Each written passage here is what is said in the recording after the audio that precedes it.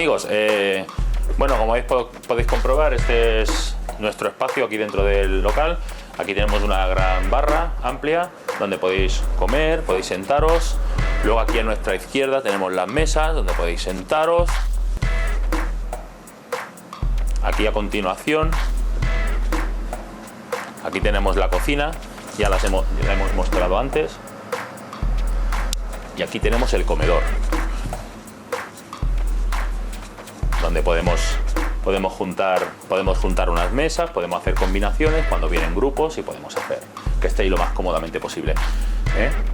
Nosotros lo que intentamos es que la gente siempre que venga pues obtenga un buen resultado, y se pone música ambiental, ponemos las pantallas, el fútbol, y bueno, que la gente esté lo mejor posible, que bueno, siempre procuramos que la gente esté bien y a gusto para que puedan volver. A continuación os enseñamos también un poco, este es el patio que tenemos para verano. Ahora está un poco desordenado porque estamos en invierno, ¿vale? En verano montamos una terracita aquí, lo que vienen siendo unas 6 mesas.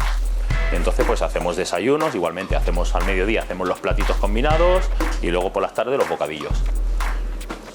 Muchas gracias por todo, muy agradecido a videoexperto.com, un saludo y os esperamos aquí en el Frankfurt Dover, calle Cataluña, número 38, La Roca del Vallès. Gracias.